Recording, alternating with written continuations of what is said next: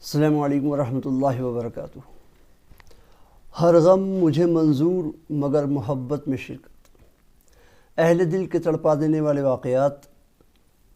حضرت حسن بصری رحمۃ اللہ علیہ فرماتے ہیں کہ ایک دھوبن نے مجھے توحید سکھا دی۔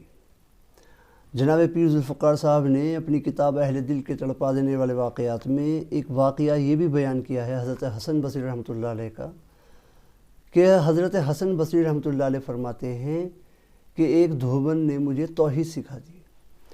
تو کسی نے پوچھا کہ حضرت وہ کیسے؟ فرمانے لگے کہ گرمی کی ایک رات میں اپنی چھت پر بیٹھا قرآن کریم کی تلاوت کر رہا تھا، تو ہمسایہ سے مجھے زور زور بولنے کی آواز آئی۔ ایک جو دھوبی کا گھر تھا وہ بالکل گھر سے ملا ہوا تھا، تو میں نے ان سے پوچھا کہ بھائی کیا ہوا، کیوں اونچا بول رہے ہو؟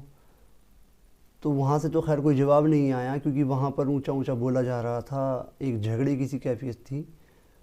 تو جب کان لگا کر سنا تو معلوم ہوا، حضرت حسن بصری رحمۃ اللہ علیہ فرماتے ہیں کہ جب میں نے غور سے سنا تو معلوم ہوا کہ بیوی اپنے شوہر سے جھگڑ رہی تھی، اور وہ یہ کہہ رہی تھی کہ دیکھ تیری خاطر میں نے مشقتیں اٹھائیں، فاقے کاٹے، تیری خاطر میں نے تکلیفیں اٹھائیں اور بہت تھوڑے میں گزر بھی کیا، اور جتنی بھی تکلیف میں نے اٹھائی ہیں وہی تکلیفیں میں آگے کو بھی اٹھانے کے لیے تیار ہوں، مجھے کوئی شکایت نہیں ہے، لیکن اگر تو میرے علاوہ کسی اور سے نکاح کرے گا تو پھر تیرا میرا گزر نہیں ہو سکتا۔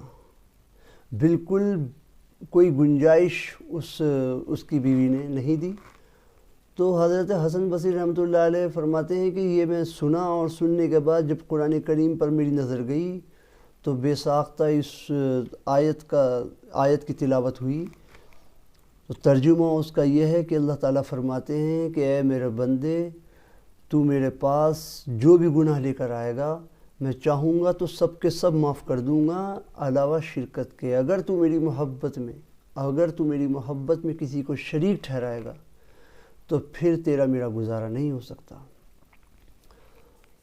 تو اس واقعے سے جو سبق ہمیں مل رہا ہے وہ یہ ہے کہ اللہ تعالیٰ کی ذات واحد لا شریک ہے، اور اللہ تعالیٰ بالکل یہ نہیں چاہتے کہ میرے ساتھ کوئی شرکت کی جائے۔ تو ایک دھوبن اور ایک دھوبی کے واقعے کی مثال کو ہم سمجھیں تو پھر اللہ تعالیٰ کیسے شرکت برداشت کر سکتے ہیں، جبکہ اللہ تعالیٰ تو مالک حقیقی ہے۔